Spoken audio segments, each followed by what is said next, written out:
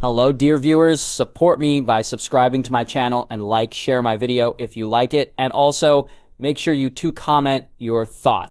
Now let's start the video. Having said all of that, I guess I should be really thankful for the time skip. I mean, there's absolutely no need to experience what being born and raised in my early days really would be like, especially with me still maintaining the mentality of a grown-up that certainly would have driven me mad sooner or later. Well, allow me to introduce myself. My name is... Wait, what was it again? Jeff? No, I think that's a bit too shady. Okay, let's start again. I come from somewhere in, around, San Francisco? No. Florida? I don't think so. Virginia? Japan? Russia? United Kingdom? Hell, for all I know, I could very well be from somewhere in Africa, albeit I highly doubt that was the case. You see, somehow I know that I'm not the biggest fan of the heat. I recall enjoying living more in colder climates. So, where did I live anyways? I know there are differences between continents and countries, however, that doesn't help me at all to solve this mystery. This is not getting me anywhere. How old was I anyway? I sort of remember being old enough to attend college, and that I spoke at least a couple of languages beyond the one I grew up with. So probably from a well-off background. But for some reason the smart pants in me don't think English was even my first language to begin with. Wait, I've been here talking all day long about this cartoon that I really care for. Pilot chapter, even specifically recalling having a friend who also enjoyed it. But I couldn't for the life of me remember his name or even his face. Wow, quite the friend I must have been. Wait, come to think of it, neither could I remember the faces and names of the people I cared for. Family, friends, girlfriend, whenever I tried to think about them it was all a giant blur in my head. I mean, don't get me wrong, just knowing I had a girlfriend and family that I used to care for was awesome and all, but it also kind of left me bummed about not remembering who they really were. It was a weird sensation. Scratch that. The weirdest thing was that I didn't even feel all that bad about it. No tears were shed or anything of the sort, just a weird sense of disorientation that I just wasn't able to put a finger on. Something like barely remembering a dream you just had, and each effort you put on recalling anything just made it even harder to even grasp its concept. Perhaps that's what people usually described as selective amnesia. Or maybe not. It's not as if I really cared, I just knew it wasn't right. My current best guess was that whatever brought me here wanted me to use my memories about this fictional world without having any distractions from my previous life. And for some reason I just came to accept it, only hoping that when everything was said and done, with my mysterious purpose completed, my memories would eventually come back to me. Or, I don't know, meet those same important people in the afterlife or anything of the sorts. That's something regular people should hope for, right? Right?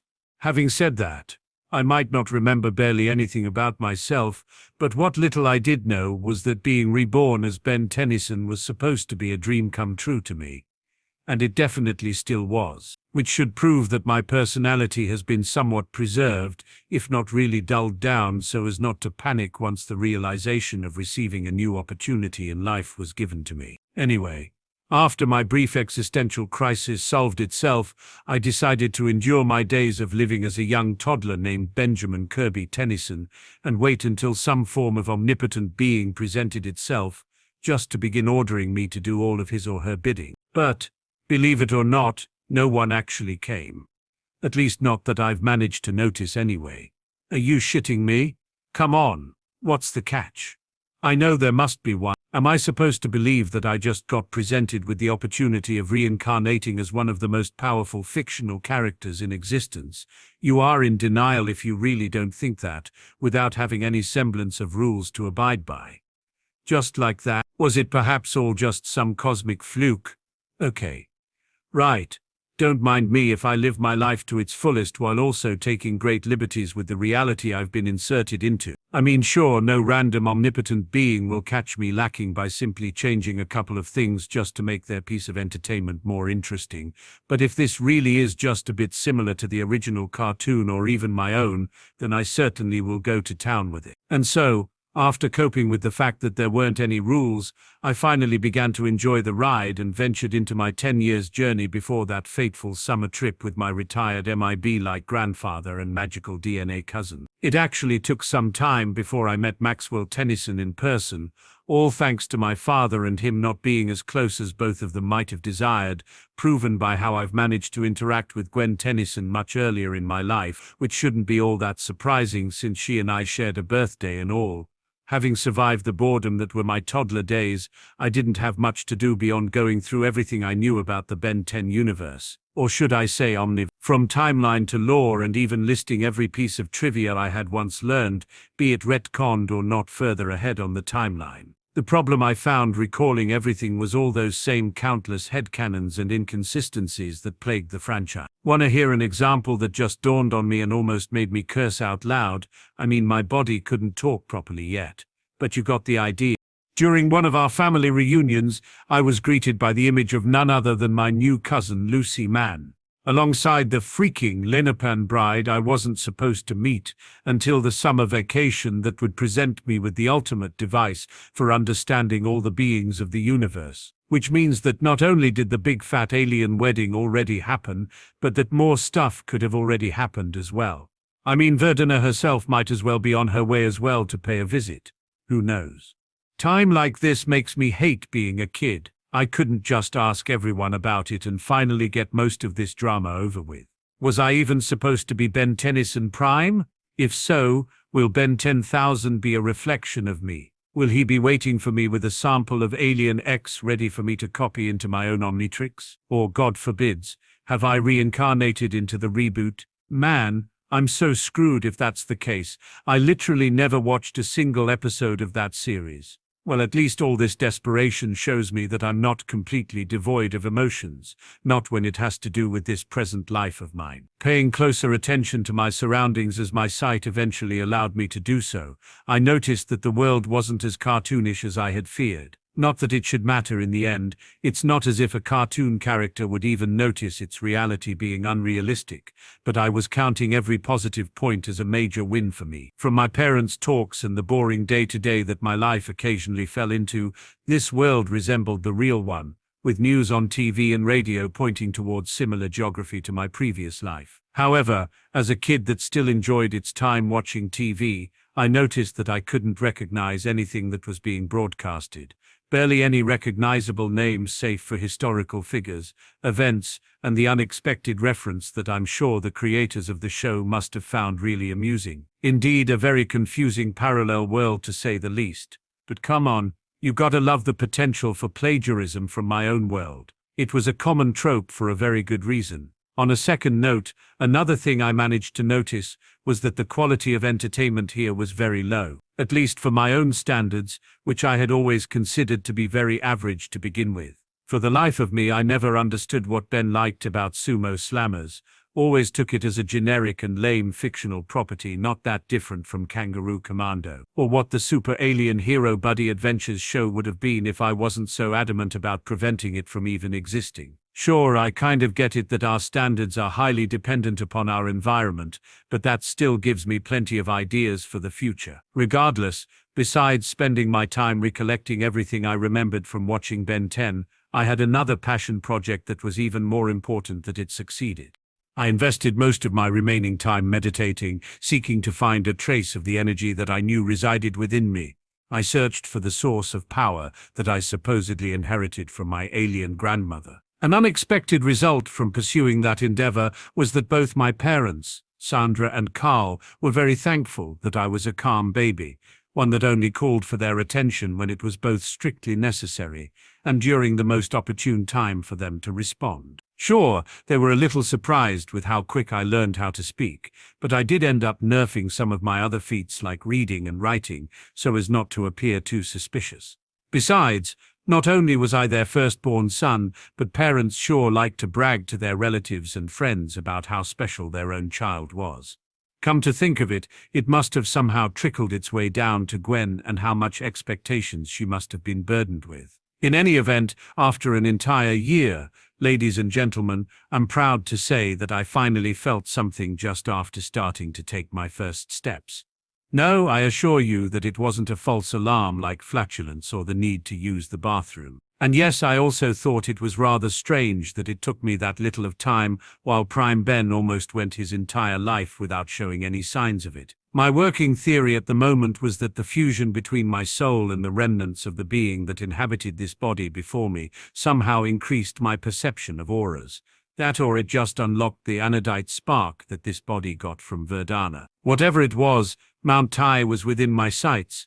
At first I would describe feeling it as a warm misty aura that flowed through my body, but with enough time and a ridiculous amount of patience, I could finally grasp its nature. Despite having my eyes closed, I could see its greenish color, which was still faint, mind you, probably due to my age. But after having had my fair share of cultivation novels, I immediately set myself to correct it. Burning through the days of my second year of being alive for a second time, completely focused on exerting some influence over this source of power, while also doing my very best to open whatever metaphysical barriers I had in order to absorb the exterior energy into it. But after careful consideration, I immediately refrained from continuing on that second goal once I recalled the risks there were in Naruto from absorbing natural energy. Not sure if that was just a dumb comparison, but I sure as hell wasn't willing to risk it without some sort of assurance. Now, back to my initial goal. First, my aura seemed to completely ignore my attempts to interact with it, almost like a mist ignoring a physical hand passing through it. But with time, I could feel my subtle push and pull slightly affecting the course of its flow, as if fanning smoke. And by channeling it towards parts of my body, I noticed it sort of enhancing them to minuscule yet still noticeable results. Standing up and walking suddenly became much easier, as my sense of equilibrium granted me balance and my legs became more capable of sustaining my weight for longer periods of time. Taking advantage of that, while admittedly getting a bit carried away with all of it, I pushed myself to find what my limits were when walking, catching myself actually running sometimes, mostly to improve my physical strength and stamina. Oh, and weirdly enough, a bit of flexibility went a long way to scratch that itch from time to time. Did that sound weird to you? Whatever. I also noticed my senses and precision increasing ever so slightly whenever I channeled my aura purposefully. Better sight, hearing and smell, as well as better motor coordination ahead of what it was expected even for kids older than me. And as my control increased through the months of practice, I was still unable to make the energy leave my body to perform unnatural feats. Whenever I tried to expel it from within me and make use of it, I felt it immediately evaporating into nothing, as the environment immediately diluted it down into nothing. Something like body heat on a cold night, I assume. After countless tries, by my third year I concluded that it had to become more dense if I wanted to have it resist being altered by the environment long enough to be of any use to me. My aura had naturally grown more dense since the time I first took notice of it and had continuously practiced with it, but I wanted to strengthen it faster. Since I wasn't willing to start absorbing life energy from the environment and risk turning to stone or anything bad like that, my solution to the problem was to start compressing the shit out of it. At first that was much easier said than done, since I had only channeled it with metaphorical puffs up to that point. Restraining and compressing my aura felt like trying to hold my breath underwater after running a full marathon. It clearly wasn't meant to be used like that after all, and adepts were a free-spirited race that absorbed mana from the environment continuously and without care. I wanted to have better results without relying on sheer luck. Sure, by all means, luck was more than decisive in basically everything that had to do with such an uncharted terrain such as this one. But I needed to play it smart. Well, perhaps I just really wanted to claim later on that I accomplished it by myself. Don't get me wrong, it was all a massive gamble after all, treating anodite physiology as if it was a regular magical cultivation system. The consequences could be catastrophic even if I kept doing the same thing non-stop, but I still relied too much on it to prepare myself in case this wasn't the original universe of the series I knew. Having magic was only one of contingencies that I wanted to have at my disposal, but still I would be damned if I let this opportunity slip away. Combat training and hacking skills were no doubt fine goals for me to have, but in the worst-case scenario where I never have the chance to get my hands on the Omnitrix, being just a human would only carry me so far. In the end, after all that unnecessary conjecture, I believe that I've finally found a winning strategy. Instead of compressing my aura for longer periods of time and having me black out my ass out due to sheer exhaustion, I took a different approach. By treating my aura as my breath, rapidly compressing and releasing its flow, I noticed its density naturally growing faster than before without feeling like shit and fainting. Granted, it was at a much slower pace than it would have been had I decided to risk absorbing my surroundings. But on a positive note, that also allowed me to practice my manipulation of energy without having to restrict myself to a lotus position and commit myself to clear my mind. I got a little greedy and decided to test a theory of mine by trying to go further with the breath comparison and infuse it with my blood, just letting its flow treat it as if mana was oxygen being distributed to the rest of my body. And sure enough, that was a massive success. Told you luck was still a big part of it, I just wasn't a fan of unnecessary risks. As I lived past my 5th birthday, I became capable of actually compressing my aura for periods longer than a second, so my power received a considerable boost as a result. By using my mana to enhance my body, I became even tougher, stronger, having greater flexibility, stamina, and reflexes. 5-year-old me was more than capable of trading blows with 10 years old Ben before he received the Omnitrix. If you need to know, just picture me as the original Ben after being affected by Fountain of Youth and turning into his younger version, though I was still slightly taller and more athletic. The constant flow of energy seems to be nurturing my body as a side effect, one which I wasn't expecting at all, but you won't hear complaints from me.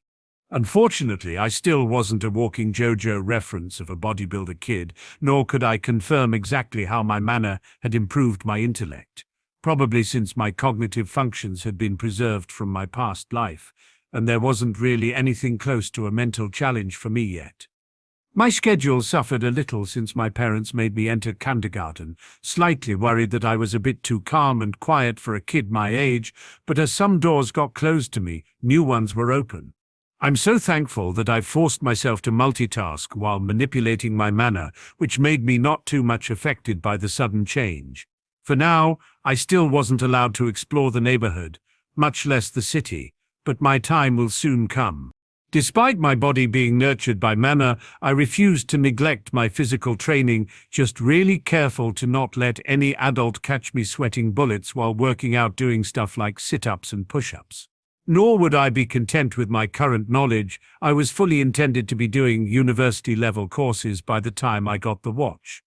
At first I was working on a theory that my stats would influence my transformations. Like if I get stronger, my Tetramand, 4 arms transformation will get stronger proportionately. If I get smarter, my Galvan grey matter transformation will get smarter and process all the information much faster. But soon enough I realized that the Omnitrix was supposed to turn its user into the prime example of the race in question, or something along the lines of restructuring the DNA to be perfectly optimized, whatever that might be.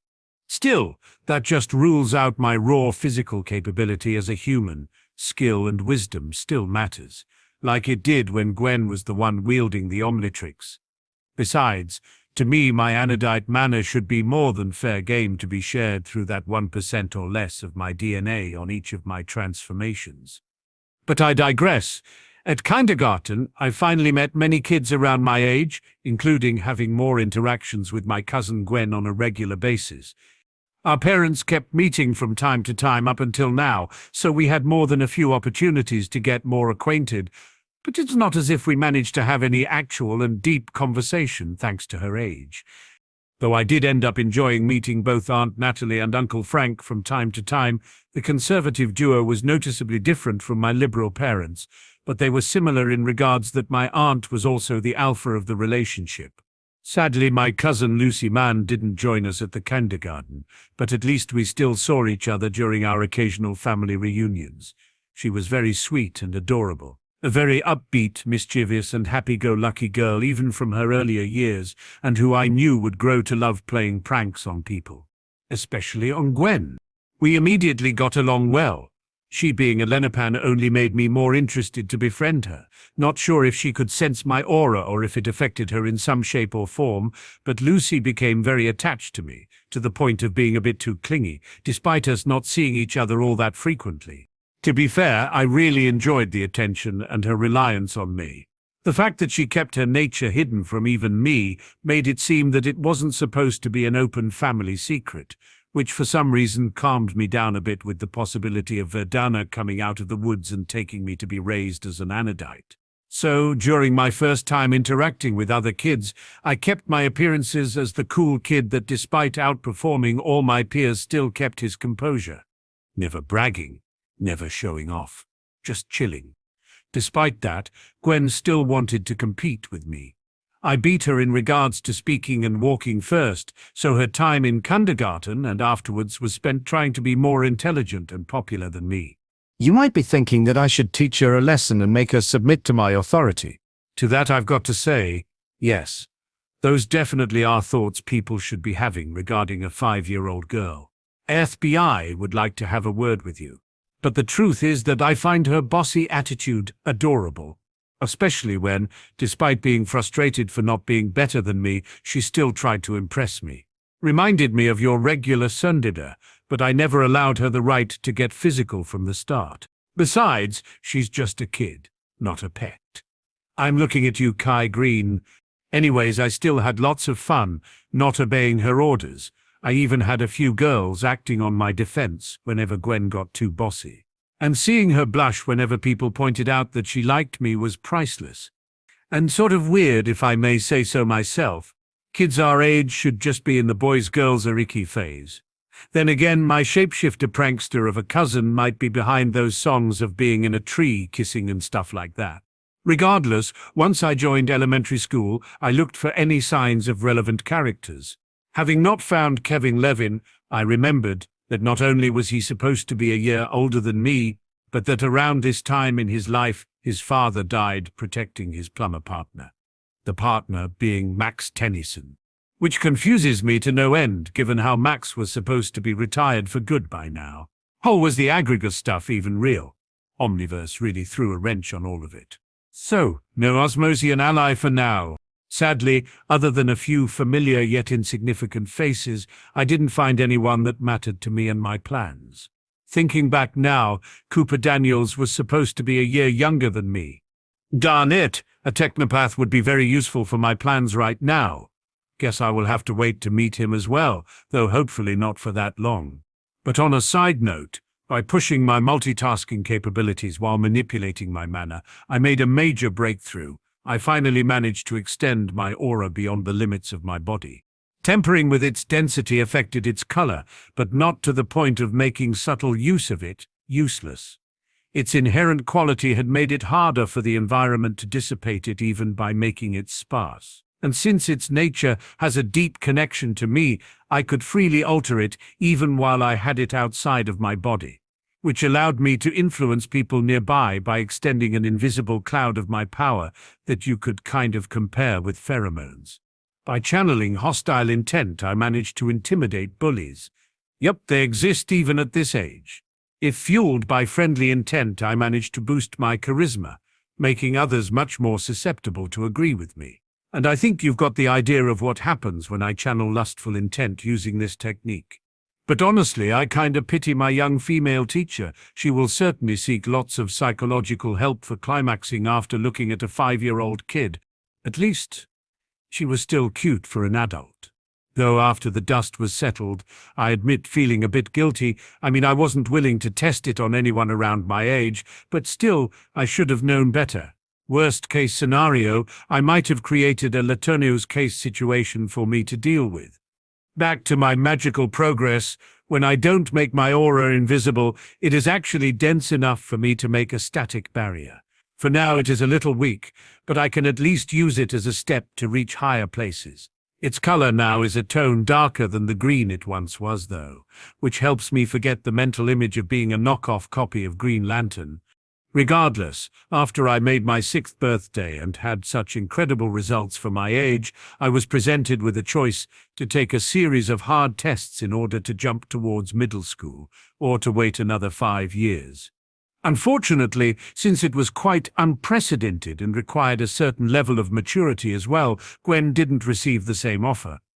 But since in the past year I had already met and befriended Cooper Daniels, so there wasn't a motive why I shouldn't push myself to seek the genius label this early. Granted, I was no Sheldon Cooper who joined college by the age of 11, at least not yet. And just now, after finally being 6 years of age, albeit with the appearance of 10 all thanks to my magical juice stay natural kids, I could finally explore Bellwood with my bicycle. Or how the town's welcome sign describes the most normal town in America. Yeah, no kidding, that was really a thing. Despite being in the state of New York, Bellwood was a quiet and somewhat boring place to live. Had tall trees for me to climb all the 4 seasons to break the monotony. My 7th year alive was spent helping my neighbors and community with any tasks and chores I could do, like mowing the grass or painting fences, even making a few bucks out of it. Besides, I needed more and more exercise to strengthen my body and master my mana manipulation for physical activities. I was growing taller and taller as a result, as signs of muscle definition began to appear once I got close to 4 feet of height. With more frequent visits from my cousin Lucy, we got even closer to one another. One time I could even swear that she almost told me about her sludgy secret. Perhaps she feared that I might call her a freak and stop playing with her. As if there was an actual chance that I would bully my dear shape-shifting cousin. You see, as a Lenapan, her natural abilities revolved around her race's primarily blob-like biology. She could mimic the voice and appearance of other people, and even release her sludge in water-like waves at enemies. Being basically immune to most physical attacks and also being very elastic, she would definitely prove to be one of my most important allies. Now, since history played somewhat similar to how I remembered from my previous life, despite the switch in company branding and public figures' names, I multiplied several times all the money I made by simply investing in the right places, and would continue doing so with the profit I made. You might be wondering how the fuck did a 7-year-old could possibly do that? Well, that's my secret, thank you very much. Why should I have to tell you? But let's just say that was only possible due to my parents being all about freedom and supporting me in whatever decision I set myself to. At least, as long as it wasn't illegal, which on a second note also meant that I could apply to every type of extracurricular class that suited my interest. Unfortunately, my angsty Osmosian left the town before I started exploring around without leaving much trace for me to know more about. But I did at least manage to spend some time with Gwen during our birthdays and during our martial arts classes for kids.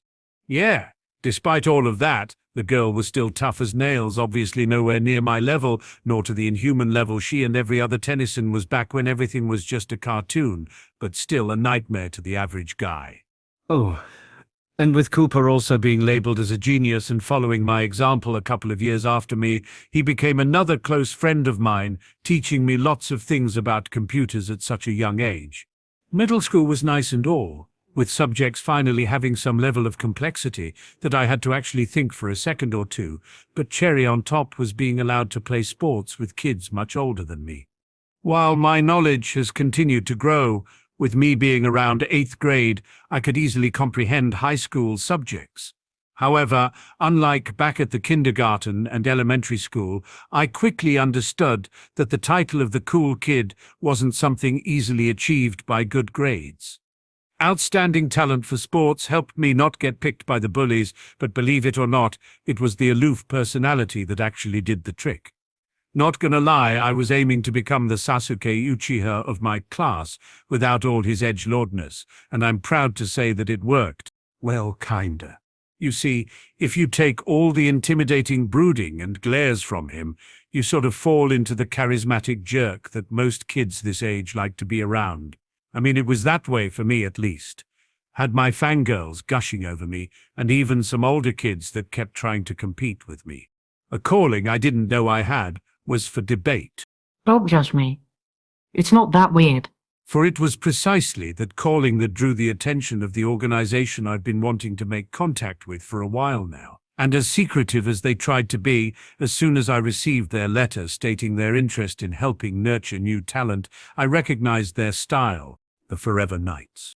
Created by Sir George, the absolute unit who once wielded the Ascalon sword, they are an organization of knights that frequently fought the original Ben and his team, being first introduced in the original series as a rivaling faction to the Plumbers. In Ultimate Alien, it was revealed that the organization was actually divided into various factions with each on their own motivations until Sir George reunited them. And in Omniverse, the Forever Knights fell into becoming nothing more than small remnants of what they once were, especially after the embarrassment that was the war against Dagon and the Esoterica. I know. Why would I purposefully put myself on the bad guys' radar? What could they possibly offer to me that the plumbers couldn't? The answer to the first question is because I saw an opportunity by joining their ranks and gaining influence. The answer to the second is pretty much everything they are now. Take into consideration that for the time being the plumbers aren't a full-fledged intergalactic force yet. They have limited themselves to be an underground organization with most of its core members in retirement or recruited by the bad guys. As for the Forever Knights themselves, I would argue that this is the highest they had ever been. By raising myself through their ranks, I'm sure there will be plenty of benefits to reap. Besides, I just dig the entire medieval knights motif. Okay, now you can judge. I don't care. Maybe after I gained enough influence, and with the Omnitrix on my wrist, I might change some things I find that are hampering their progress. Their ignorant hostility towards all alien forms as an example. Publicly, from what I managed to research, they were a prestigious boarding school and university, with reputed influence in the scientific community.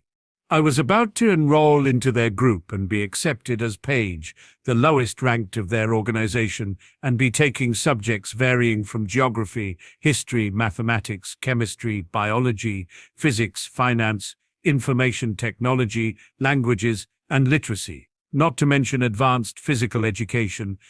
Despite all the academic opportunities, I only accepted the offer after they informed me that summer school wasn't available for pages, which suited me just fine.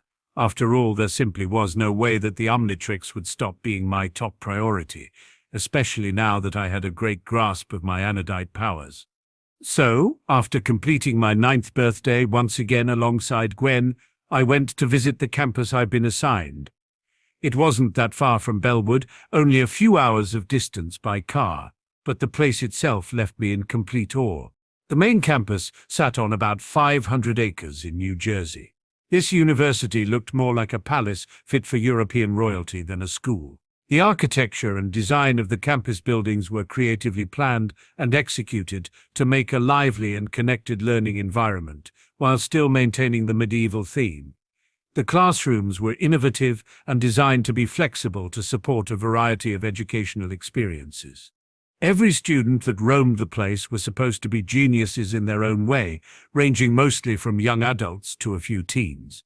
By far I was the youngest of all the students. That was clear by the way everyone looked at me. Their uniforms doubled down on the idea of a medieval society with some pretty interesting attires and fashionable colors. But enough speaking of this place. From what I managed to see, the classes were, to be honest, harder than I was expecting. Even with my previous knowledge, I had to bury my head on a pile of books to not embarrass me in my first semester here.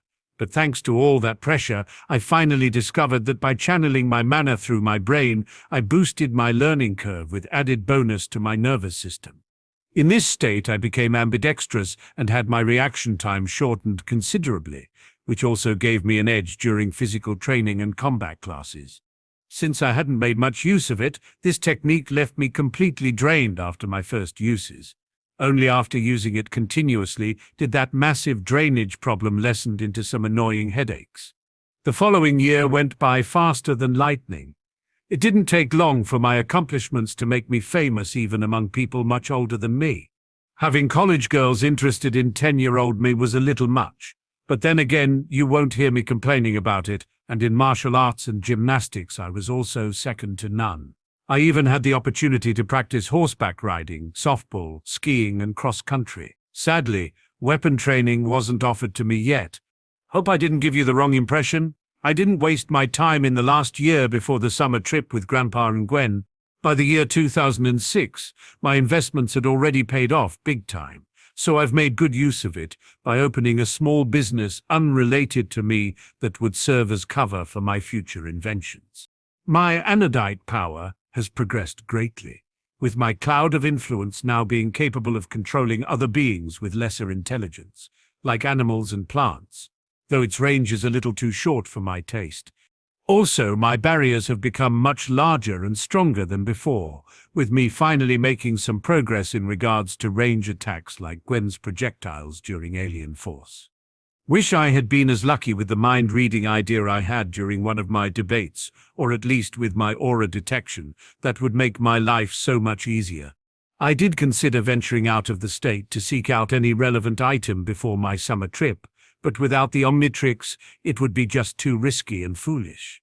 Drawing that much attention on something I had no guarantees that would work was just stupid. Incidentally, I had ended my semester a week before summer vacations, so I had time to prepare myself for the adventure to come. To my surprise, though, my accomplishments as a page had paid off more than I had initially anticipated.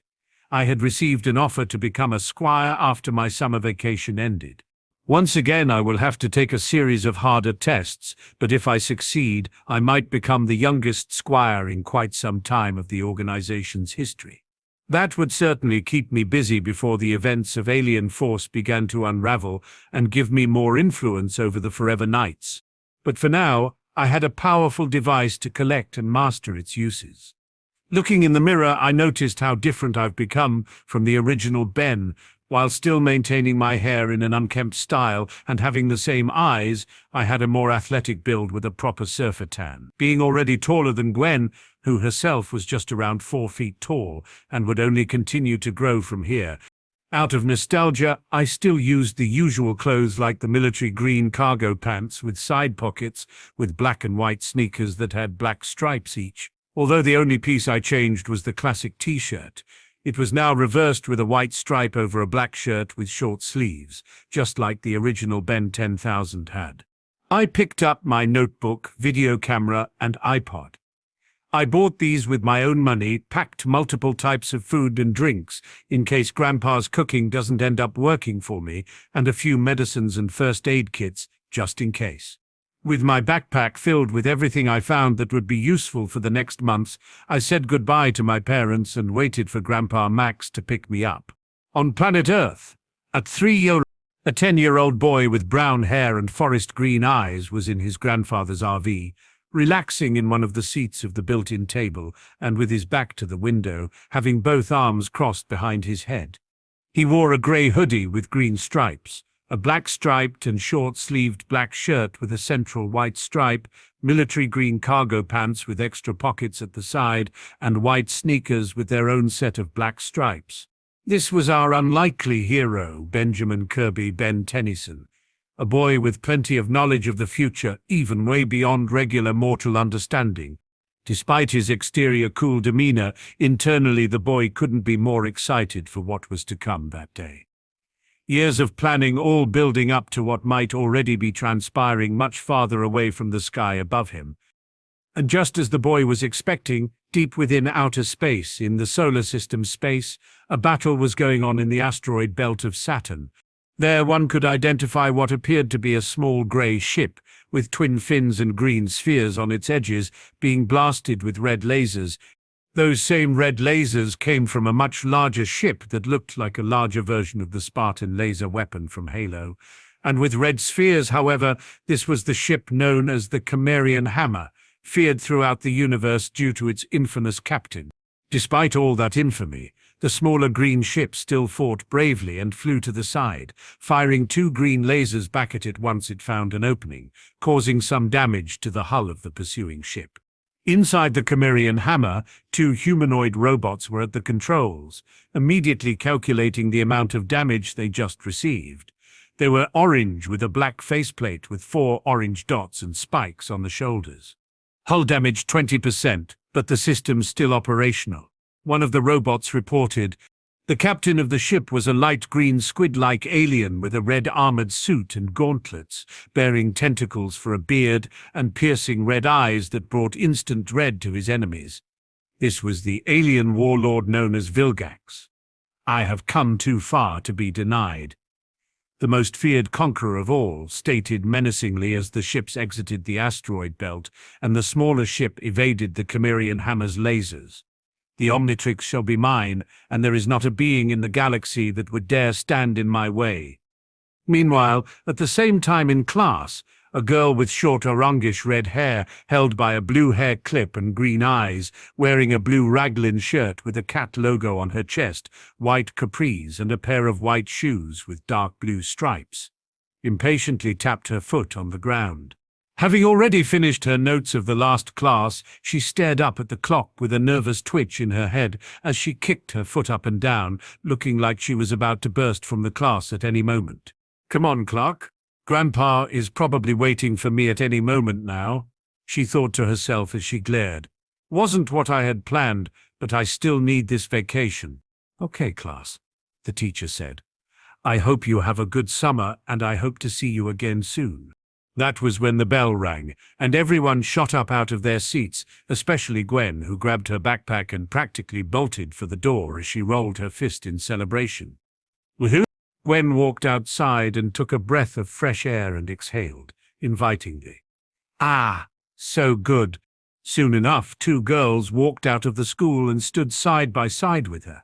The first had raven black hair that reached her ears and curved upward, brown eyes, and she wore a tan frilly dress and black shoes. She was also starting to develop breasts on her chest. The second was a young girl a few months younger than her with short blonde hair tied in pigtails and had chocolate brown eyes. She was dressed in a safari-colored shirt and pants with shoes with different shades of green. Gwen smiled at them both as if being good acquaintances. "So," the older girl said, "what are you doing this summer, Gwen?" "My parents made me change plans, and now I'm going on a road trip around the country with my grandpa," Gwen said with a sigh, having already worked her way around her previously established schedule to better use her time during summer vacation. "No way, that's awesome," the black-haired girl said. "I'm going to see if I can get a job before school starts again." "Not much you can't do when you come from a family as wealthy as mine."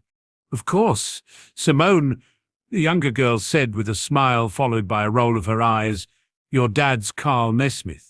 That's got to have some perks. But don't forget you are still just a kid." Yeah, at least I'm not a snob about it." Simone chuckled as she and Gwen looked at her. "What about you, Casey?" "I'm going to sign up for an animal care project in the city. We go on trips to places like Africa and Asia to study exotic species of animals. It's going to be awesome." "Of course it is, wild girl." Simone smiled as the three girls sighed. "Well, gotta run," Casey said. "My mom wants me home early to get the chores done." "Same here. I'm going to help my dad with some of his work back at the tower," Simone said with a bragging tone. "Bye, Simone. Bye, Casey." Gwen waved as her two friends left. As she watched them leave, she saw a flash of yellow hair out of the corner of her eye and got hugged from behind. "Guess who?"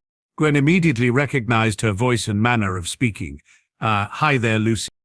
"Psych," the other girl said while laughing and snorting. "What gave me away?" As Gwen turned to face the one who had hugged her out of the blue, she saw a long-haired blonde girl with blue eyes. The girl wore a black-sleeved dress with a red collar, a star on the chest area, white socks that go over her knees, and red shoes. Wearing her hair in a ponytail with a red hairband, and also had two freckles on either side of her face. Who else could it be? Gwen told her with a shrug. "You've always loved to prank me."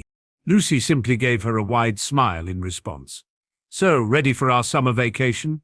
"Yeah, as ready as I could possibly be," Gwen sighed before showing signs of surprise. "Wait, what do you mean by our?" Hey, didn't your parents tell you?" Lucy asked before cheering. "We will be having a lot of fun together." "Nobody told me anything," Gwen exclaimed, a bit annoyed at first before eventually calming down. "But I guess it can't be helped. At least he won't be going." She was interrupted by a honking and yellowish-grey RV called the Rust Bucket that had pulled up to the corner. The driver was a man in his late 50s with white hair and a red Hawaiian shirt with blue pants and brown boots. He was her grandfather, Max Tennyson, who immediately greeted them both with a friendly smile. "Come on, kids, we're burning daylight. I want to get to the campsite by nightfall." "Grandpa Max," they both said in surprise as they ran up to the car and entered the Rust Bucket, hugging their grandfather. "You have no idea how much I have been looking forward to this," Gwen began explaining, cutting herself off just when she turned to see a boy casually sitting by the window seat. "Oh no," Ben just smiled at the sight of his cousins while maintaining his nonchalant posture. "Hey there, Gwendolyn. Little Lucy, how are you two doing? It's so great to see you." "What are you doing here? What is he doing here?" Gwen asked in a shout at both Ben and her grandfather. "Take it easy, princess," Ben sighed. "This wasn't my first idea too, but I was convinced that going camping for the summer would be a good experience for me." "Grandpa, please, tell me you didn't," begged Gwen. "I thought it would be fun if your cousin came along with us for the summer," Max said. "Is that a problem?" "Not at all." Lucy smiled at him and gave him a nice hug, one that he quickly reciprocated. "Hey, Ben. Long time no see, huh?" "Indeed it has," Ben said while patting Lucy's head before continuing. "Well, I may have to go with the grumpiest cousin ever, but at least I also get to spend it with the most cheerful cousin ever to balance it out." "How can you possibly like him?" Gwen asked as Ben sighed and shook his head. "Because he's awesome," Lucy said, "and cool to be around." "So, how has your school year been going?" Gwen finally calmed down a little before Lucy decided to ask Ben more about the past few years they hadn't seen each other as frequently as they used to. "Actually, I'm doing fine," he said with a chuckle. "You know, same old, same old." "Yeah, same here," Lucy said rather joyfully, but before they could continue talking, their attention was immediately drawn to another one of Gwen's rants. "I can't believe it," their ginger-haired cousin groaned. "Right when I was about to look forward to this trip, the King of Arrogance had to come along for the ride. No offense, Lucy, but you must be a bit too gullible to fall for his shtick." "None taken," Lucy casually replied. "Come on, Gwen," Ben said with a calm expression. "This is no way to treat a cousin that has been missing you too." "Hey, I had my own summer vacation planned out, you know," Gwen remarked, pulling out a schedule. "I had color-coded each activity so I'd never do the same thing 2 days in a row. Now I'm stuck going camping with my haughty cousin for 3 months. "Haughty? Don't be a drama queen." Ben mocked her previous statement before trying to raise a white flag. "By the way, that schedule of yours looks cool. I'm always a fan of organizing and maximizing my time. But you know what they say, the first plan never survives first contact." "Jerk." Gwen dismissed his compliment and just turned her back on him. "Something tells me it's going to be a long summer," Max said as they went onto the highway. "Gwen, could we talk? Cousin to cousin?" Lucy said, pulling her into the restroom. "Look, Gwen, I know you don't like him, but he's not as bad as you think he is. It's been so long since we had a good time together. He had always been busy with his studies and all. Perhaps we can learn lots of things with him." Gwen sighed before admitting, "Yeah, I guess you're right. It's just that he really knows how to annoy me with just a minimal effort." "I can see that. Hee. Just talk to him. He can be reasonable and avoid doing whatever it is that grinds your gears," Lucy said as they walked out of the bathroom. "Hey guys, can I please have the top bunk?" "Sure," Ben and Max said simultaneously. "See, Gwen?" That was when she thought more about it. "Am I going to fall out every time the RV makes a sharp turn?" "Yes," Ben and Max replied with a friendly smile. Lucy then chuckled with a face of embarrassment. "Okay, bad example, but that's on me. Miss Garden, the prison, was built on the island that was originally inhabited by the Dark Wizard, Ikrizis, who used it to lure and torture Muggle sailors. That night at the campsite, the kids all sat at the picnic table preparing for dinner as Ben strummed his guitar with a smile as he sang to himself. "You've learned to play that instrument really well," Lucy complimented while Ben nodded. "You are so talented. I just know that you're going to be a star when you grow up." Gwen just rolled her eyes, not wanting to agree with her cousin, but still trying her best to not sour the mood again. Soon enough, Max came out carrying a bowl. "Chow time." Gwen immediately smiled and walked towards him. "All right, I'm starving." As Max placed the bowl down, the three recoiled in disgust as the bowl was squirming with worms that were still alive. Gwen almost threw up in her mouth a little bit. "Geez, Grandpa, I know you might temporarily share some Lepidopteran DNA once you get hit with Animo's mutant ray, but this is a little too much too early," Ben thought to himself while waiting to tell his cousins what he had brought for their trip. "Okay, I give up. What is that?" Lucy asked, still not sure if that meal was supposed to be normal to humans. Marinated mealworms, Max said in a proud manner. Hard to find them fresh in the States. You know, they're considered a delicacy in some countries, and totally gross in others, Gwen stated while Lucy chuckled. Just then one of the worms squirmed out of the bowl and slithered away, prompting Gwen to gulp hard. Okay, I'm sure they might be a delicacy in some place like France or Japan, but let's face it, they'll eat anything in those places. If these don't sound good, I've got some smoked sheep's tongue in the fridge, Max said, genuinely interested in helping out. Lucy pondered, couldn't we just have a burger or something? Nonsense, Max stated with an amused smile. This summer's gonna be an adventure for your taste buds. I'll grab the tongue. Gwen and Lucy looked at each other. Okay, I was looking forward to this trip. I personally don't mind the food, Lucy stated, not wanting to be left out. I do. I've got some rice cakes and hard candy, Gwen said, as if it was a completely regular meal. What have you got, Lucy? A bag of beef jerky and a bottle of cola, Lucy replied. And you, Ben? He gave them a smile, displaying rather theatrically a medium-sized insulated bag. Some sloppy joes, meatloaf, tacos and burritos, peanut butter and jelly sandwiches, fresh fruit, homemade bread and muffins. Back on the RV I've also got multiple snacks and drinks stored away. Wow, you were expecting this? Gwen asked. Before he had the chance to reply, Lucy tackled him with a bear hug. Of course he did. He's just that awesome. Let's just say my father had some good advice from his time with Grandpa. Ben shrugged with a smug grin while quickly glaring at the sky, almost as if looking for something interesting to be happening up there. As they quickly went on to enjoy a more proper meal, Ben took his time to speak with Max and gently brought up the matter of his delicacies, dishes with a faint glow of red on his emerald eyes. Back in space, the battle was still going on at full capacity, as the Cimmerian hammer blasted lasers at the smaller ship, eventually hitting the back of it, destroying the engine. Their propulsion systems have been destroyed, the pilot robot reported to Vilgax. Prepare to board, Vilgax ordered. I want the Omnitrix now. However, in a last desperate effort of defense, the smaller ship fired a green laser from the top fin, and it blasted the upper area of the Cimmerian hammer, which caused a huge explosion that destroyed the pilot and severely injured Vilgax. Although that lucky shot didn't come without its own consequences, the Cimmerian hammer had simultaneously fired one last laser which completely destroyed the ship's structure, and there was nothing left but the front. The green ship, however, sent out space capsules just before it was destroyed, and it separated to send out a pod that was hurtling down to Earth to find its destination. Back down at the campsite, Ben was playing on his portable gaming system with his cousin Lucy, while Gwen was on her own laptop. Just then Max came up to them holding a bag of marshmallows as they continued on their activities. Who wants to roast marshmallows? Just a second, Grandpa, me and Lucy are about to advance to the next level, Ben told him while Lucy kept pressing the buttons on her controller.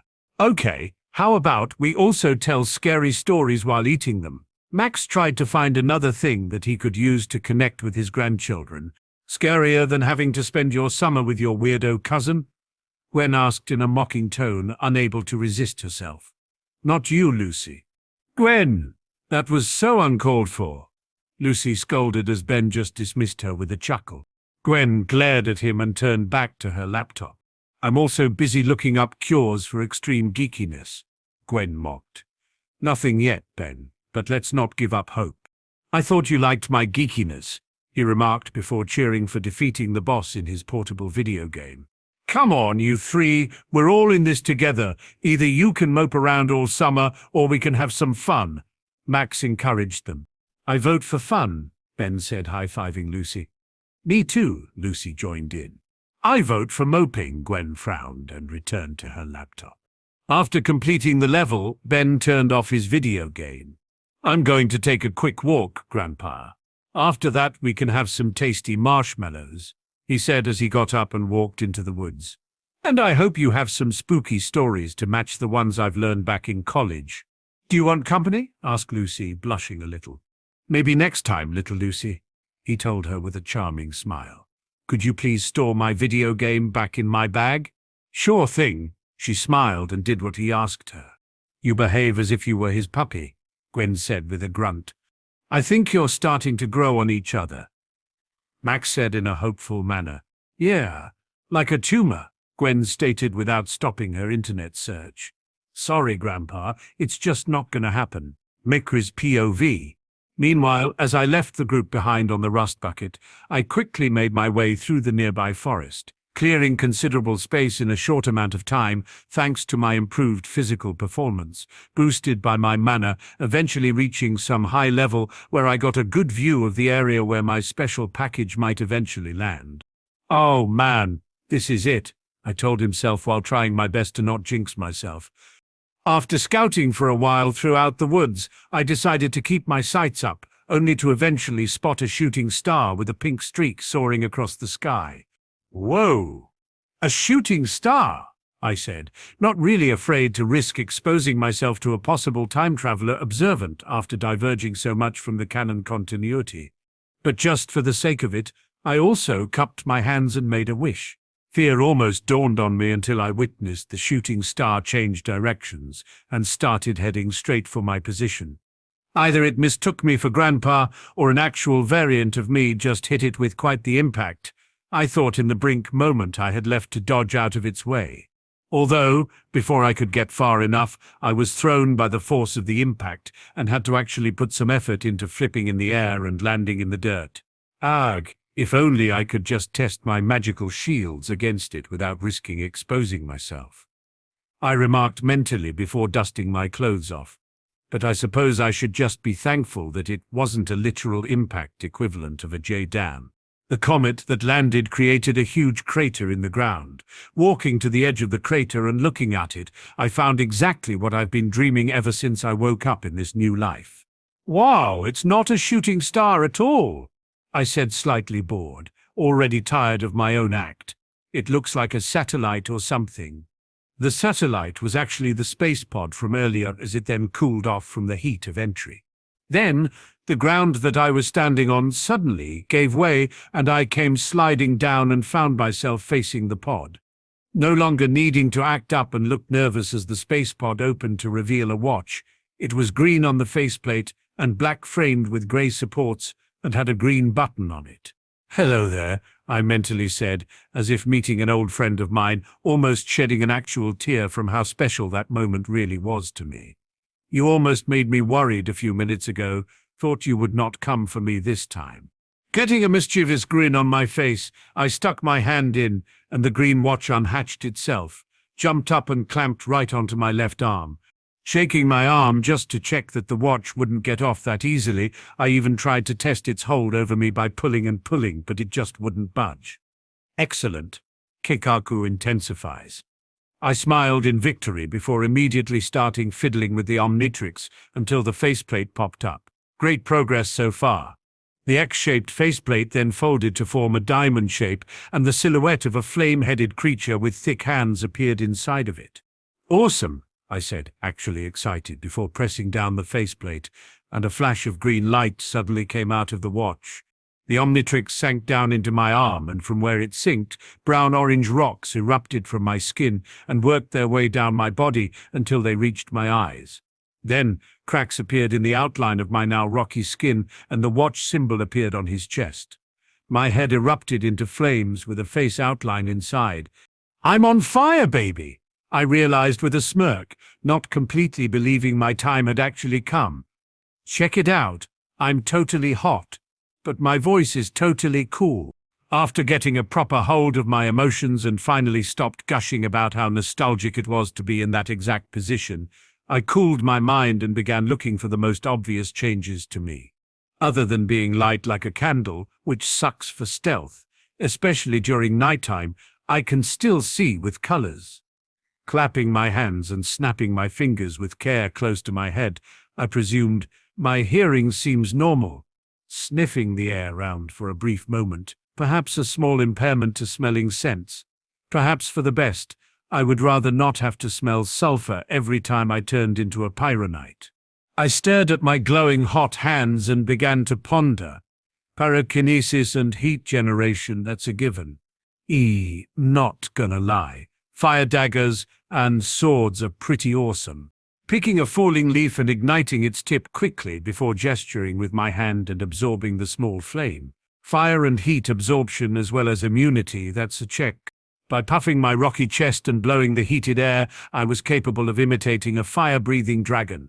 Fire breath and very possibly the ability to spew fireballs, that's another check.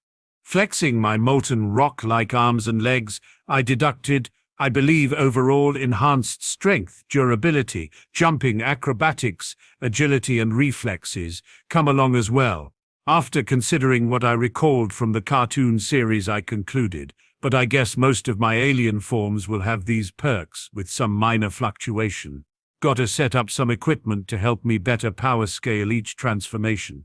Continuing to walk through the forest, having to simultaneously control the temperature of my feet and immediately absorb any ember I might be leaving behind on the grass, all without forgetting the place where I got the Omnitrix, until I reached the closest lake. Let's see. By slowly entering the body of water, I eventually noticed that my physiological flames were kept to minimal temperature, which still was enough to make the water touching me boil. Underwater survivability? That's a major yes. I hope the same can be said once I get ice attacks. Recalled one episode in particular and remarked, need to study its interaction with cold virus and understand to what extent my own natural biology is fused with my transformations. Walking back to dry land, I noticed my body temperature immediately spiking again to regular levels for a pyronite. All right, what else? I asked myself once again, failing to suppress my inner kid. I should probably avoid testing flight or telekinesis during a summer night in the middle of a forest that hasn't experienced enough rain. But if Gwen was able to pull it off, I stopped for a moment and demonstrated the same level of pyrotechnic projection skill needed to write my own name up in the air. Yup, that's really neat. Making my way back to the empty pod that brought the watch. Wait, wasn't this species' home planet basically a functioning sun? Perhaps that means it doesn't really need oxygen to sustain itself. Yeah, now I really want to test one of my long-lasting theories. Positioning myself with enough open space before me, I pulled off a dashing forward, which prompted my body to turn into a wispy cloud of smoke and embers, until I rematerialized a few meters ahead of my previous position. Oh yeah, smoke dash confirmed. Wait until I have the chance to test out my orbital drop. Or perhaps going supernova while doing my best, I am atomic impression. Come to think about it, I should postpone it until mastering my control over these powers. I would rather not accidentally incinerate Earth to a crisp. Then, all of a sudden, the watch's symbol on my chest started beeping red, and then, after a few seconds, released a bright red flash of light, and then, when it faded, I stood there back to my normal self and with my clothes completely unfazed. Gotta prioritize the master control. A couple of research hours into my tiny little Galvan grey matter form should suffice. I sighed while hiding my new watch under my hoodie's sleeve. Should have at least tested how my mana would have interfered with my transformation. I lit up his right hand with a green orb of energy that I soon after extinguished.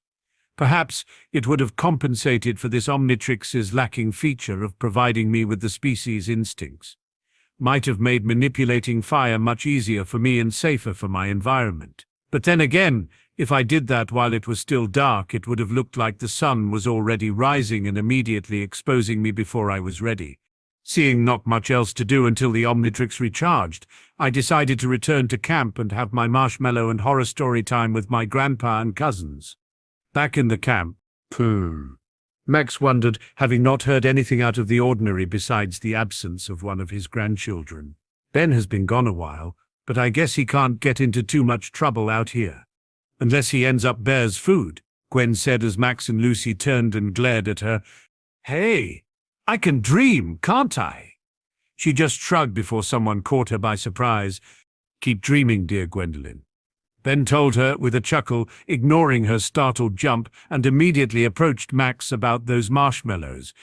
Later on, the new bearer of the Omnitrix had the opportunity to continue playing with his guitar and tell a couple of tales he recalled from his previous life, and bonded with them for a couple of more hours.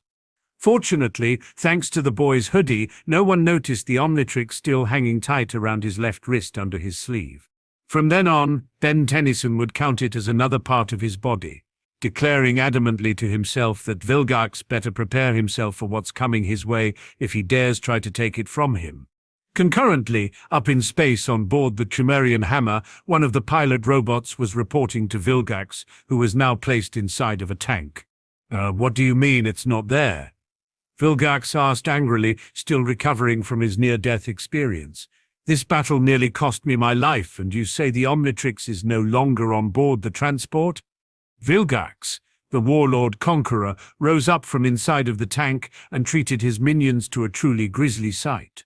His entire body was now visibly mutilated from the explosion from earlier, with his entire left side being basically destroyed with the bones and internal organs sticking out. His right arm and leg were tattered, and he was strapped to a breathing apparatus to keep himself alive while his body regenerated. Sensors indicate a probe was jettisoned from the ship just before boarding. It landed on the planet below there. The robot pilot reported. Vilgax growled in response and turned to one of his robot scouts. "Bring it to me." The robot complied in silence before leaving the room. M says POV. Back at the campsite, I had successfully used my magical aura to make everyone sleepy, after half an hour of urging them to all go to sleep earlier so they could better enjoy the next morning. Now, after distancing myself enough from the rust bucket, I was finally free to do as I pleased. I dialed past a ghost alien, past an insectoid alien, until I finally selected my next alien transformation. The watch sank into my wrist and my blood vessels expanded rapidly before spreading across my entire body, which eventually reached my eyes, prompting me to clutch them shut, and when I shot them open again they were now fully golden. A second pair of arms shot out just below my primary pair, and I felt my muscle mass grow exponentially in less than a second. My feet morphed themselves to only have 2 toes, and my skin turned into a thick, rough tone of red, with a few black crests on my face, almost as if they were skin markings like tattoos, and I also grew a second pair of eyes beneath my original set. The Omnitrix preserved my previous set of clothes and replaced them with a white and black one-piece bodysuit that suited my new form just better. Shooting a pose, I understood this species was known as tetramand, or for the less initiated, 4 arms. "Are you ready to rumble?" I shouted with my deep voice, noticing how now I stood over 12 feet high. Flexing my 2 sets of arms stole a proud laugh from me. "Instant bodybuilder. Don't you dare call me a fake natty. Ha, I can definitely pack quite the punch in this form, definitely much more than I could while even being enhanced by my mana." I then turned to my newest pair of arms. Let's see. I moved around and began testing my control over this new form. Like I assumed, enhanced strength, durability, agility, speed, reflexes, jumping and also acrobatics. Noticing I hadn't even broken a sweat, I added, alongside enhanced stamina were all given by this point. I followed that assessment by performing multiple fighting movements, balancing my strength, speed and precision while doing so. This is undoubtedly the form that better improves my wrestling capabilities, I concluded after easily crunching tree branches and a few rocks with just my hand grip, strong bite and sharp teeth, and probably strong and durable fingers to climb most types of surfaces. I continued to inspect my anatomy, stretching my limbs and feeling the mass behind them being ridiculously high. Better avoid performing sonic claps while around regular people. Real-world physics of this feat are much scarier than what the cartoon for kids made it appear to be. Same thing for generating earthquakes and performing my super jumps. My skin was really tough, perhaps not invulnerable against the higher tiers of power out in the universe, but I doubt anything short of an actual nuke should be enough to actually pose an immediate challenge to me. That or some actual mythological god or something similar hiding somewhere in this weird version of planet Earth. Now, for the question some trolls have always raised on the internet. I thought before staring down at my pants. Unlike the kid-friendly cartoon, this time my spandex tight pants actually display an impressive bulge in between my crotch, which left me wondering if the watch really made each species comparable to my biological age. But before any adult content could actually happen, it seemed that my 10 minutes were up, and my watch's symbol on my shoulder finally started beeping red, and then, after a couple of seconds, it released a bright flash of light of red color. When it faded there, I stood back to my human form. However, instead of cursing the time limit, I found it sort of funny before suddenly thinking about a solution I had come up with for quite a while then. Channeling my anodite powers into the watch, I soon heard the core of the watch pop up, signaling it was ready for use once again. Just as expected, for a device capable of accumulating enough energy to blow up the universe, that act alone had considerably drained me for a brief moment, which made me momentarily disoriented. I also felt my breathing grow heavier and my heartbeat noticeably accelerate, probably so it could compensate for the lack of mana I was distributing around my body. Fortunately, this sudden drought of mana forced my body to quickly adapt and generate larger amounts of life energy. I immediately understood right then that this might be the safe, yet still unpleasant route I've been seeking to improve my anodite powers. And since there has been no signs of Vilgax's robots, I was more than ready to go through all of my initial 10. Eventually, once I managed to muster enough strength for a smile before carefully selecting the next transformation, I pressed the dial once again and was greeted with a reinvigorating feeling that could very well make me addictive in no time. My watch immediately sank into my wrist as my skin hardened and turned into a green exoskeleton, with my hands becoming black with 3 clawed fingers. My head morphed, growing 4 golden insectoid eyes that blinked vertically, and my face was covered by a black attire that resembled a mask. My body continued to reshape, becoming insectoid-like, as 6 green large insect-like legs grew out of my sides. 2 green silk wings grew from his back, and my abdomen grew down into a large black stinger. The watch's symbol appeared on my forehead as I flipped my wings that now appeared to be razor-sharp, and immediately felt a powerful gust of wind. This species was known as Lepidopteran, or just stinkfly, if you will. In this form I was capable of flying, at incredible speeds, albeit not fast enough to act like Rudolph, the red-nosed deer, and deliver gifts throughout the Earth's surface in less than a single night. Or perhaps in less than 10 minutes if you take the original time limit into consideration.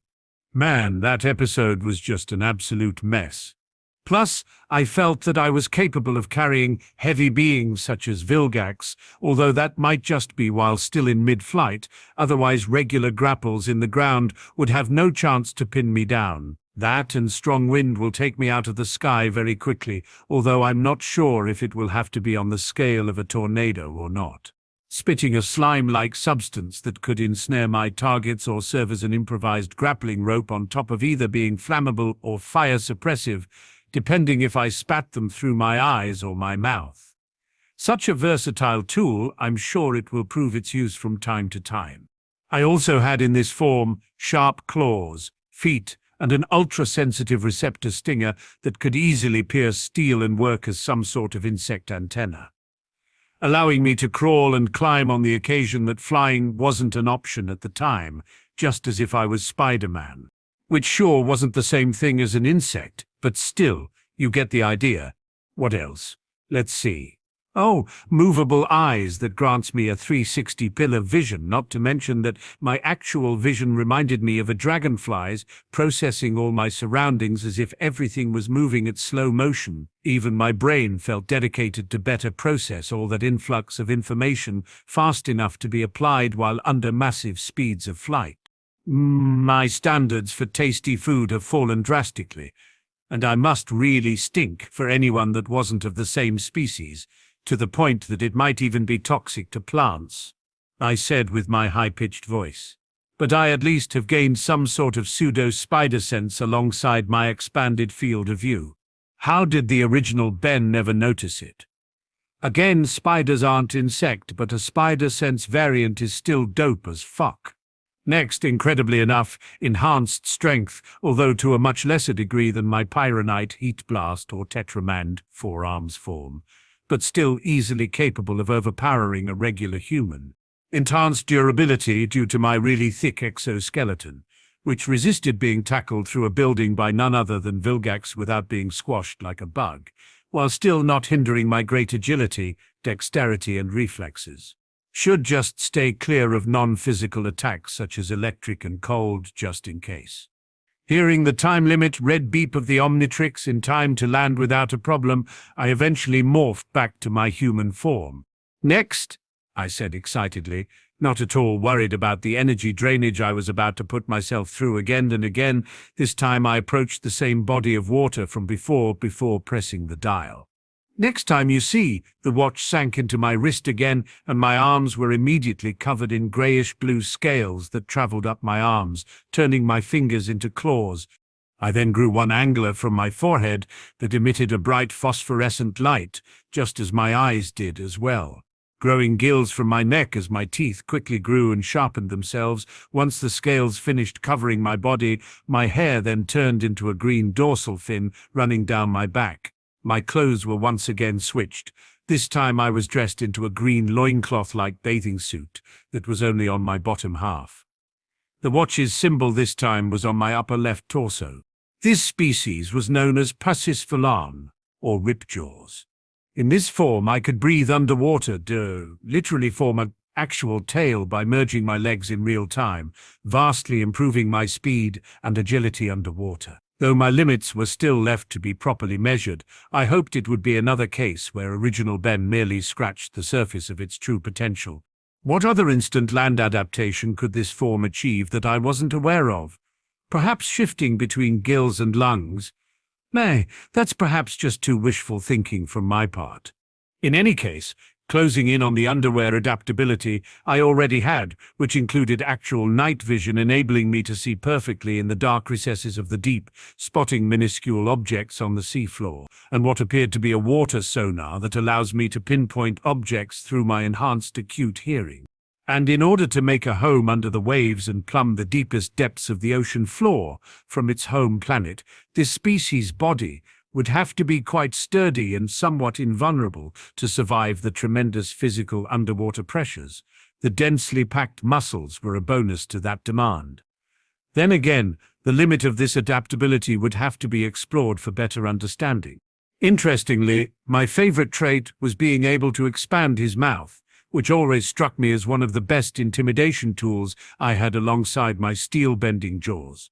And if I recall correctly, both my teeth and claws were capable of easily piercing steel as well. The hunger I'm feeling at the moment makes me wonder how powerful my stomach actually is. I might not have supernatural abilities like hydrokinesis or marine telepathy, at least not until I get the time and rest to properly test out my transformations with my own mana, but by swimming fast enough, I presume I could easily generate water vortexes, and most underwater predators would find I'm not that easily bullied. I felt my throat a little dry just a few seconds after transforming and decided to finally take a dip into the lake from before. This form would definitely be one of my MVPs if not for the Omnitrix glitching out and not providing it with a breathing device just as it will give for the cerebrocrustacean species or brainstorm. After quickly testing out the assessments I've previously made in the short amount of time I still had left, eventually the symbol on my upper left torso warned that my time was up, and I quickly returned to solid ground, turning back to my human form and dried clothes.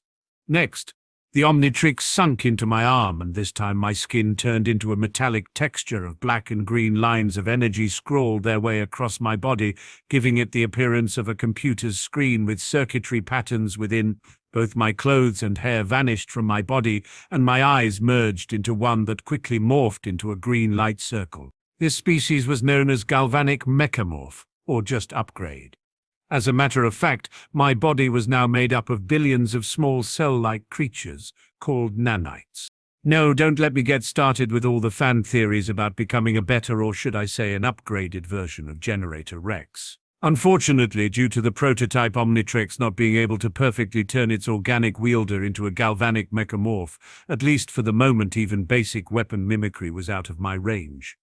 Having said that, this form still has great perks, such as technokinesis, which includes electrical and mechanical technology possession, enhancement, repairment, and even dismantling. Although, having spent enough time with Cooper and having put some thought into replicating his technopathy, if there's any transformation that would benefit from such a power, it has to be this one with actual inbuilt hacking ability. Wobbling my way around the forest in my semi-liquid body, shifting between slithering and stretching like an amorphous slime, I reached the obvious conclusion that this must be the worst place to properly evaluate everything I was capable of. Yeah, good that my optic plasma laser and energy constructs were capable of cutting through trees without igniting the whole forest, and I could generate enough light comparable to one of those brightest flashlights that seem to immediately turn night into daytime. However, neither were that much of a big deal, that and turning off all my green circuitry lines in order to be somewhat stealthy. Where's my camouflaging system? Don't tell me it is also locked behind a full transformation wall? By Azimuth. Shit, almost forgot about that fucker taking his life's vacation on Xenon. In any event, being this far from a big city and this deep into the woods, the darkness of the night aided me to test out my senses. Although my vision was naturally digitized with just a bit of focus, I managed to access different types of vision, such as infrared and night vision, on top of the same old regular vision, with sufficient resolution that put 4K to shame. Not only that, I could also voluntarily spawn multiple light green circles and expand my field of vision. In contrast, hearing wasn't all that special besides granting me the ability to turn radio waves into sound and pick up from some stations. Perhaps I might one day learn how to reverse it and get to transmit distress signals. From my understanding, this transformation's electrokinesis was still subpar when compared to the likes of Nosdinian megawatts, but at least this transformation can also travel through electrical currents. Minor tissue regeneration and body alteration to better adjust my size, stretch and shape my limbs as if I was made out of rubber. Nonetheless, despite being capable of surviving in space, my overall endurance was less than optimal for combat. This form will have near infinite uses for my future projects. Hell, even now, if any sentient beings that are mechanical in nature happen to come around, it can be sort of upgraded and evolved by this transformation into a semi-ultimate form. I remarked, noticing just now that my regular voice had just been affected with a metallic voice filter. Oh, how I wish I had either ship or malware to make use of right now. Once again, turning back into my human form, I took my time to just look around for a while to see if I still had enough time to continue, noticing that my mana had indeed started to refill faster and less tiresomely than before. I smiled and said, "And next." This time, I immediately felt my body shrinking down to resemble a 4-inch tall grey-skinned frog-like alien with large green eyes that contained rectangular pupils each. Now I'm wearing a black jumpsuit with a white stripe going down it, just like the t-shirt I've been wearing before, and with the watch's symbol located on my back. This species was known as Galvan, or also grey matter. Despite its body being much more frail than my human form, it still provided me with an innate enhanced agility and flexibility, with sufficient strength capable of performing some considerable long jumps. Well, at least for its size. Despite my overall slippery body, my hands and feet were sticky enough that I found myself easily crawling over perpendicular surfaces and even hanging upside down from any tree branch, not to mention excellent maneuverability in tight spaces. My teeth were sharp, but not to the level of making short work of either wood or stone, much less steel. What I was actually surprised to confirm once I took a dip into the lake was that I could actually manifest what appeared to be gills and breathe underwater. Not only that, but also had a freaking prehensile tongue that I also never knew original Ben was capable of. But what made this form become one of my most important transformations, even including future species that I knew would eventually be unlocked, was its ludicrously enhanced intelligence, which in turn also developed into a neat accelerated calculation stat that reminded me of a mixture between bullet time and detective mode. Fortunately, my previous consideration had proven itself right, just like my mana also served to boost my thought process and memory, In this state, I felt capable of remembering even the more trivial aspects of the original cartoon series I watched as a kid.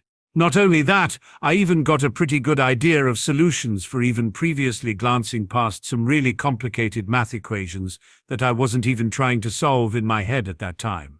The catch, though, was that I needed the proper will myself to research the vast library of memories in order to properly use my superintelligence on it. I began chuckling with all the ideas that my mind was presenting me the more I explored it in a fraction of a second, but stopped myself soon after, since I was on a tight schedule, until Vilgax minions showed up and proceeded to switch to my next transformation. My ghost alien form was a ghost-like alien with a gaseous appearance and claw-like hands. I now had a purple glowing eye and grey skin with black lines running all over me, with the watch symbol peeking out of my skin on my lower left chest. This species was known as ectonurite, otherwise known as Ghostfreak, or if we are being specific, it could also be Zibskar. It did whatever a ghost did with his haunting physique. Sustained hovering and float, since it had no legs to stand or walk around. Density shifting made me capable of mimicking amorphous wisps of smoke. All reliable invisibility and OP as fuck intangibility that I can share around just to make it a complete pack. If I recall correctly, I could also pull out some poltergeist stunts such as electronic disruption and basic telepathy. Though since I lack the proper testing equipment and subjects, I'm not entirely sure if it is something I can do voluntarily.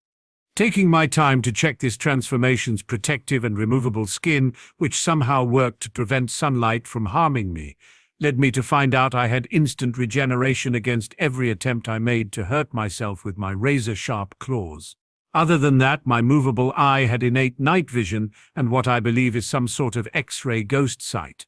My creepy tentacles actually packed some punch against thick trees and blocks of stones, and the aforementioned sharp claws were a nice complement. Besides, like what was also expected of any ghost, this form supposedly gave me longevity to aging, outer space survivability, and immunity to life force absorption, which, by the way, I was finding no trace of my mana while in this form. That really spooked me for a second, until I recalled that one time where this nerf came really in clutch against a life energy absorbing opponent. That, and I also confirmed body possession in this base form once I succeeded in possessing a wild animal in the forest, which piqued my curiosity enough to make me test out if I could consume souls. Suffice to say that I had a few corpses to dispose of after that. Yeah, no kidding, this transformation really made you ruthless. Or perhaps it was just me trying to cope with that freaky experience. Maybe if I somehow manage to unlock its true form, I will also have telekinesis and umbrakinesis. I remarked to myself with my chilling voice that sounded like a mixture between a whisper and a gasp. Or perhaps I will just try and salvage what I can before the inevitable happens and I lose this form. Should I strive to get something like Danny Phantom's powers? Food for thought for now. Once the timeout announced itself and I was about to pick another transformation, a nearby sound of something massive crashing caught my attention. I guess it's finally hero time, I said mid-dash while preparing to recharge my Omnitrix once again. An orange pod launched out of the Chimerian hammer while it orbited planet Earth and crashed down in the forest where the pod containing the Omnitrix landed. It then separated its segments, sprouting 3 legs with no feet, 2 arms that sprouted claws with no hands, and its head popped out of the top with glowing red eyes. It then scanned around and noticed the pod that the watch was stored in, destroying it with a laser once it confirmed it had been emptied. After that, 2 discs that turned into spider-like drones popped out of its shoulders and went scouting for the Omnitrix. MCE's POV. Soon enough, on my way towards the site of drones landing, I got my watch's core to pop up, and the image of my aliens for selection appeared once again. By then, twisting the dial continuously to show a silhouette of an insectoid alien, then a humanoid reptile alien, and then a canine alien in that order, I made my choice and pressed it with enough care so as not to activate the random selection. The watch sank into my wrist, causing my veins to pulse and expand rapidly until they reached my eye that was quickly turning orange, which I then clenched shut. When I tried to open them again, the 2 of them were gone. Afterwards, orange fur sprouted all over my body, my teeth turned to sharp and pronounced fangs. I also grew 3 gill-like slits on each side of my collar. Once I stretched my 3-fingered paw out and it sprouted black claws, I bashed it hard against the ground. The watch's symbol was now resting on my shoulder pad, and I let out a roar as the transformation finally ended. Right after that I went swinging through the trees while recalling everything my Velpimancer transformation could do, other than embarrass me by once being called Wild Mutt. Enhanced smelling and hearing were both a given, proven by how the absence of sight didn't hinder me at all while traversing the forest.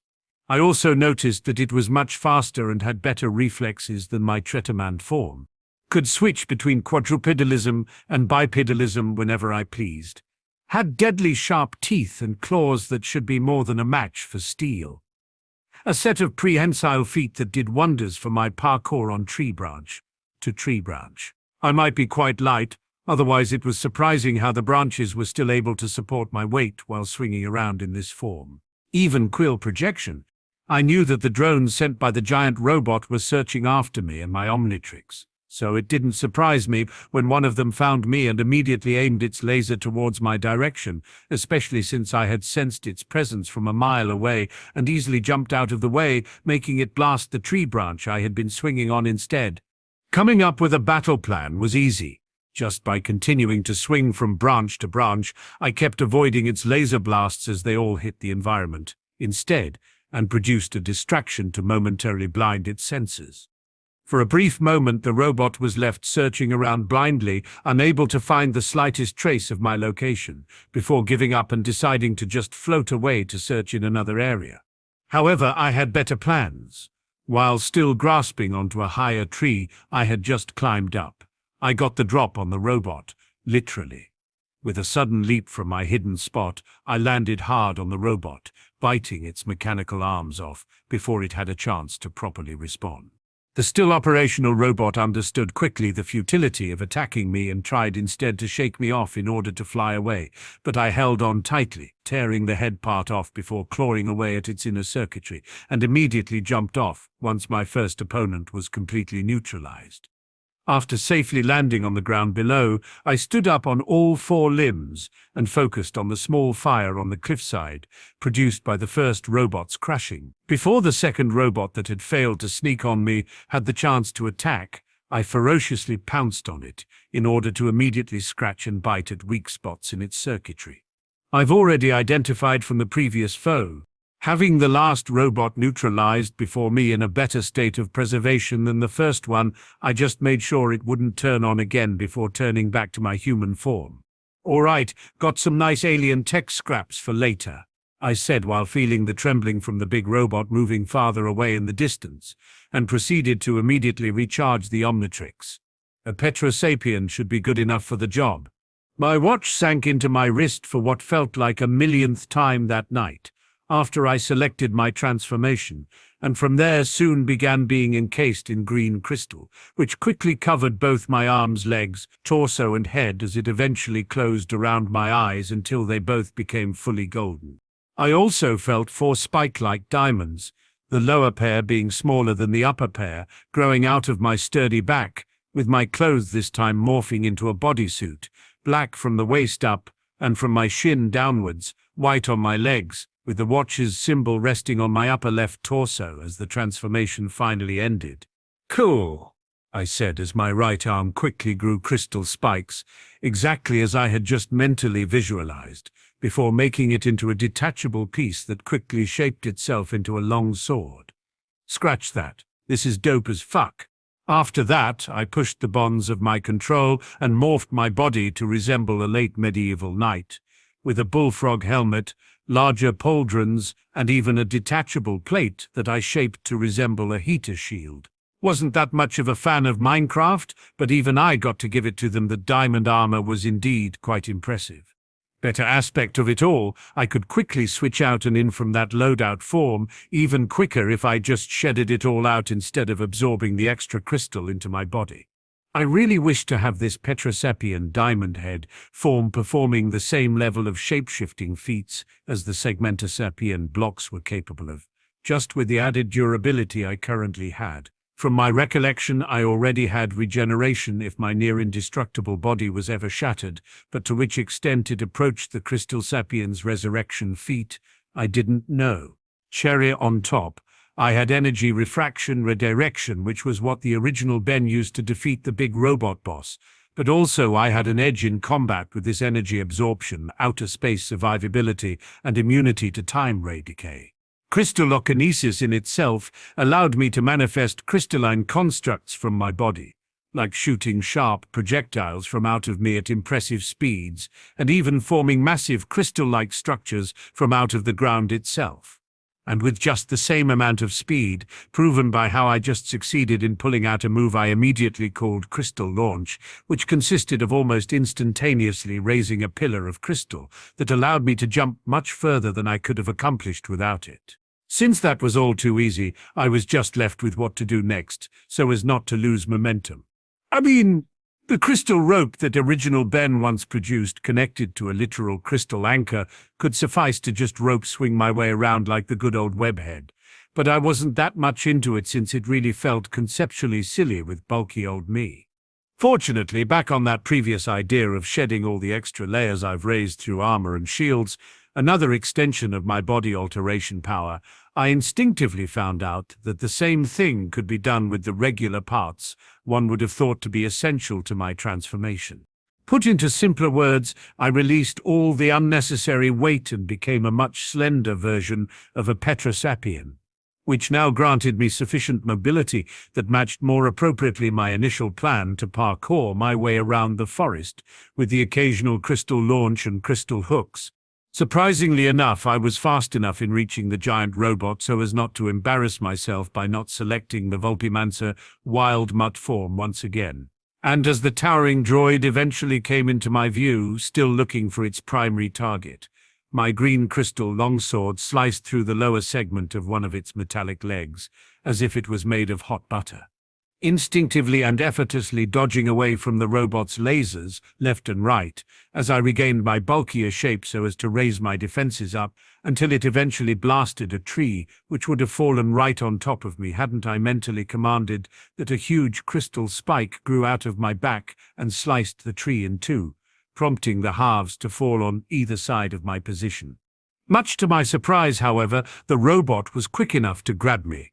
But as it immediately attempted to rip me apart with its other arm, I mentally commanded my trapped arm into a spiked ball of sharp shards, destroying the robot's left hand completely. Before the robot had the chance to blast me away with the laser on its wrist, just as I recalled it doing against the original Ben, I wrapped myself into a ball before bursted a rain of countless crystal shard projectiles and freed myself safely from the robot's other arm. Safely landing on the ground beneath with a loud thud, I immediately formed both my arms into mirror shields as the robot was about to fire a beam from its chest piece, a place I never knew beforehand that it was able to weaponize.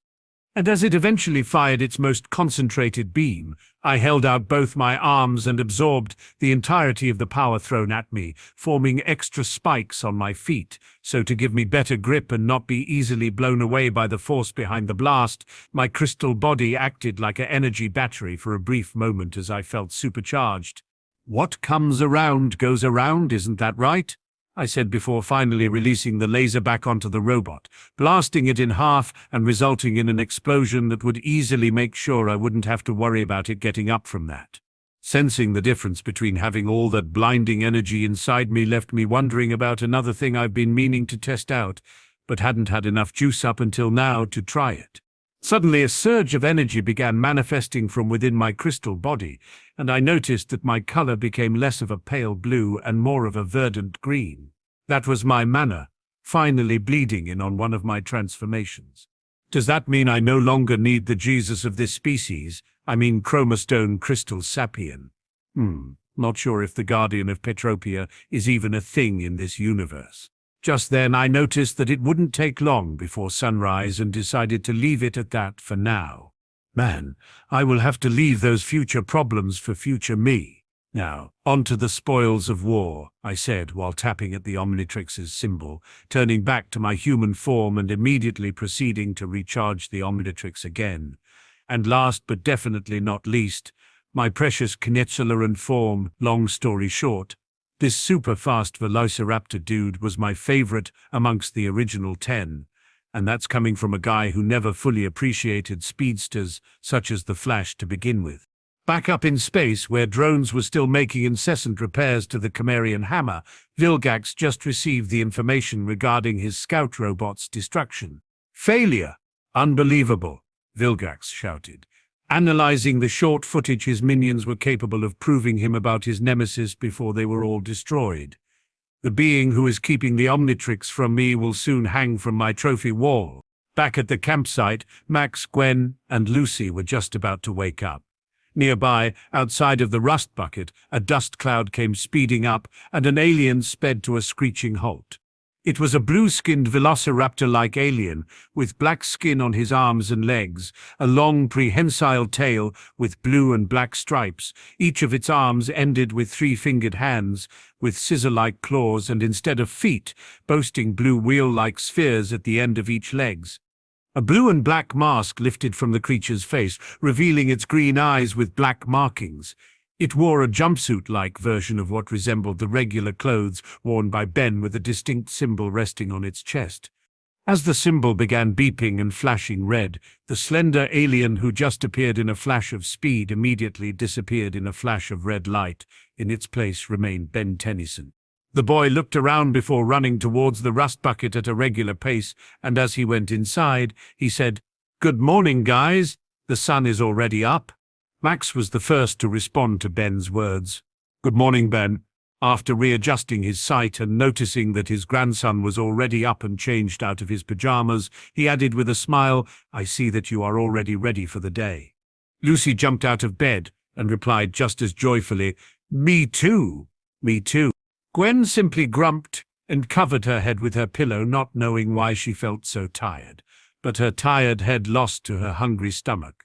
Only after smelling something good, she asked, "Hey Ben, what is this smell?" Ben chuckled. "Nothing special, just my super fluffy omelette and pancakes." He gestured for her to see the breakfast table he had prepared for them just outside the RV. "Got some coffee and some orange juice as well." Gwen almost cried of satisfaction. "You know, Ben, I'm starting to think I've misjudged you." His expression became serious. "Wait, you think I've made this for you?" Gwen narrowed her eyes in shock, her bad mood quickly coming back after just being denied food. But before she had the chance to complain, Ben interrupted her with a chuckle, and his arms raised. "Here, just messing with you. Of course you can eat it. There's more than enough for us four." Lucy joined him by laughing too. "Hee hee, psychic. Oh man, Ben, you got her good this time." She turned to Gwen. "You should have seen the face you made when you realized you were being pranked." "Got to admit, Gwen, he did got you there," chuckled Grandpa Max as he got prepared for having a breakfast different from what he had been planning for that morning. "But if you don't want omelettes and pancakes, I still have some sheep tongue from yesterday." "Ah, no thanks," said Gwen as she began getting herself ready for breakfast. But after noticing that Ben and Lucy were still laughing, she sighed. "This is going to be a very long summer. Hopefully, the best summer of our lives," Ben said while picking up some fruits to add to their table. Despite her frustration, Gwen still couldn't resist giving a small hint of a smile before starting her day on vacation.